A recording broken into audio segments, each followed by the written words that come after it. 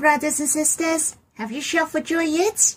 It's good to have a holiday so that we can spend some time with our families. We can rest and renew our spirits. It is worthy to shout for joy. It's really precious. The Lord loves to draw near us any time. Not that we are looking for Him. The Lord is waiting for us every day. We don't have to look for Him. As soon as our hearts draw near to Him, He's ready to draw near us. He's so happy to see our face and hear our voice. When we look upon the sky to think of the Lord, then we know He's smiling at us. He's so happy to help us. He embraces us with a smiling face. His heart is really full of appreciation. It is very important for our heart. Draw near the Lord when you hear my sharing. It's your heart to come before Him. The Lord is everywhere, but at the time when you draw near Him, He's especially present with you. He's right beside you. So when you hear my sharing, when you're having Him singing, when worshipping, you have to experience He's right beside you, and He is watching over you sweetly, have the sweet thoughts of you. So let us sing a hymn in Songs of Love 192. Daily you're before me. Search no more, for daily you're before me. Closely, closely you look at me, with a big smile, full of delight and joy. You are everywhere,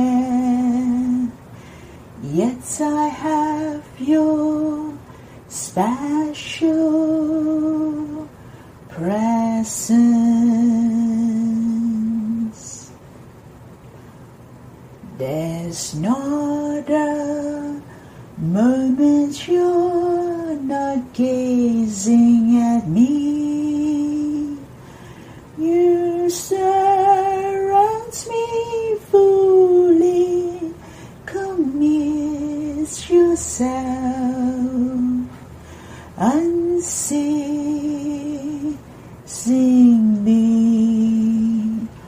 We have love interflow.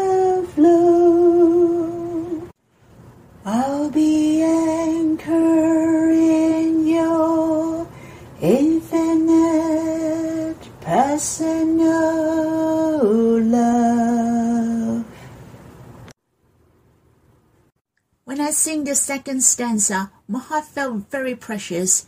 There's not a moment you're not gazing at me. It means we are in the eyes of the Lord all the time. There is absolutely not a second that He turns His eye away from us, and He's watching at us with love. He's right beside us. He's embracing us, and He even dwells in our hearts. He devotes Himself and He enjoys to live with us. All He wants to have the interflow of love with us. Just like the hymn said, our hearts shall set our mind and thoughts to think of the Lord always, especially His personal love to us. The Lord has decided to love us forever. He has set His heart to us. May we do the same in return, to respond our love to Him. Let us sing this hymn again, and after that we shall have some worshipping together. Search no more, for daily you're before me. Closely, closely you look at me, with a big smile, full of delight and joy.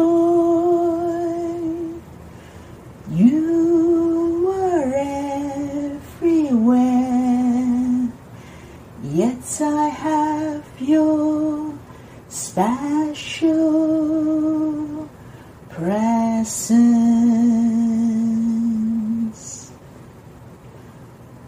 There's not a moment you're not gazing at me. You surround me fully, commit yourself unceasingly.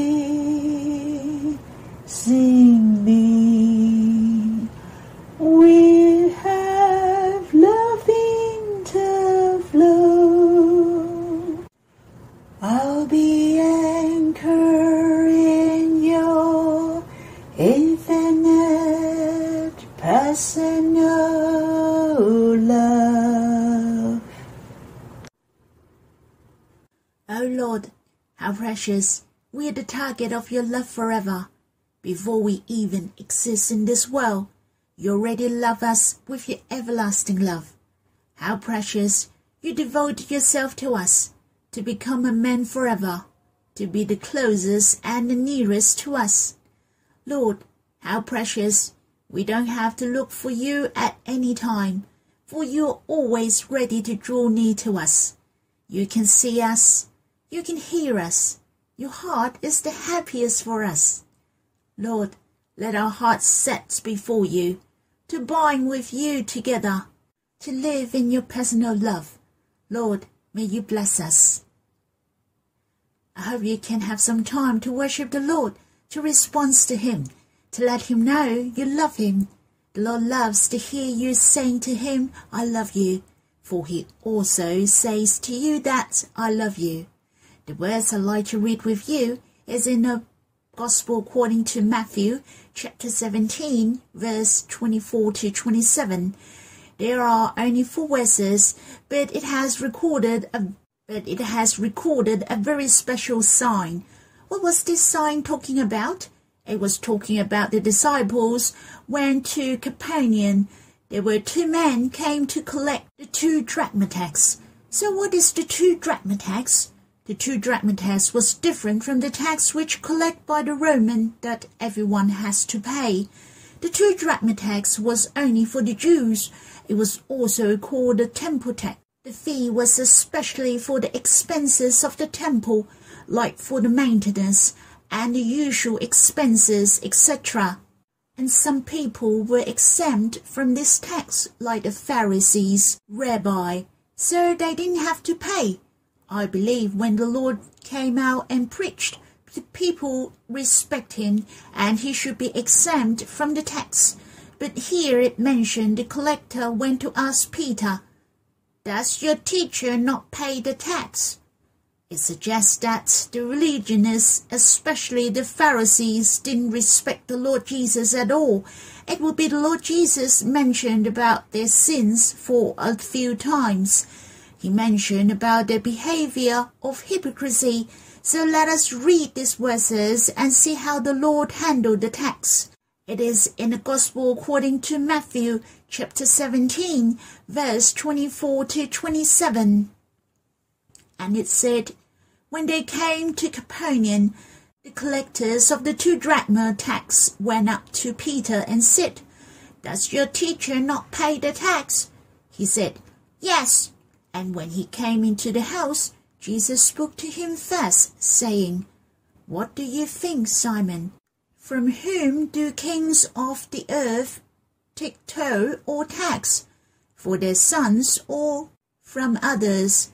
And when he said, from others, Jesus said to him, then the sons are free. However, not to give offense to them, go to the sea and cast a hook and take the first fish that comes up. And when you open its mouth, you will find a shekel. Take them and give it to them for me and for yourself.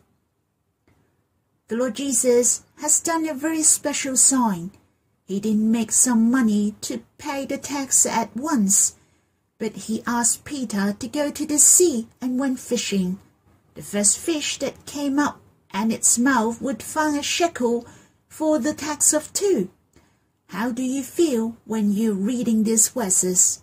I was deeply impressed by the personal love of the Lord to Peter. Of course, it reminds us the Lord also has his wonderful personal love to us.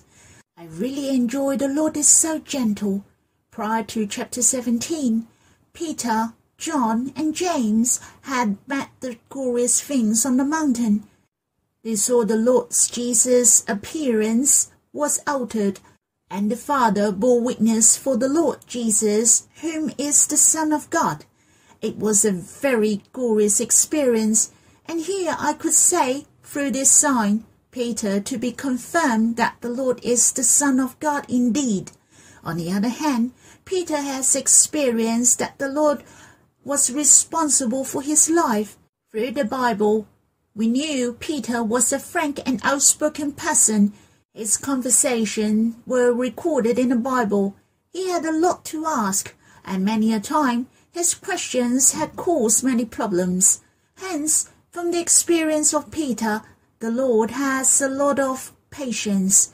He taught Peter again and again, so that Peter could have the proper understanding. Over these 3 years of following the Lord, Peter has shown a lot of his impulsive. For example, when the Lord transfigured on the mountain, he didn't care less. He said, "Let us make 3 tents and live on the mountain." He had ignored the needs of others. Furthermore, do you remember the Lord washed the disciples' feet? But when it was Peter's turn, Peter didn't want the Lord to wash his feet. When the Lord said if he didn't want to be washed, he had no part with the Lord, Peter then insisted not only to wash his feet, but his hand and head as well. And in the Garden of Gethsemane, Peter has cut off the ear of the servant of the high priest recklessly, and Peter was overconfident that he would not deny the Lord or he would not fall. Unknowingly, Peter was the one whom had badly stumbled. He has sworn and denied the Lord 3 times in public, and this time someone asked him about the tax. "Does your teacher not pay the tax?" He replied quickly that yes, seemed he didn't ask the Lord. When he came into the house and asked the Lord, you see, the Lord reminded him with a question. The Lord Jesus is the Son of God. The Lord wanted him to know this Son of God has the special privilege, but he's so willing to obey the law of man.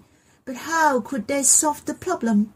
I believed it was difficult for Peter, but the Lord was so good. He asked Peter to go fishing. Have you ever think of what Peter was thinking? Instead of asking me to fish, why don't I take a coin out from my pocket and hand it to him? Why do I have to go fishing? I think Peter had learned a good lesson. It's not the matter of 1 coin. I will surely ask Peter when I meet him in the coming days. What have he learned from this matter?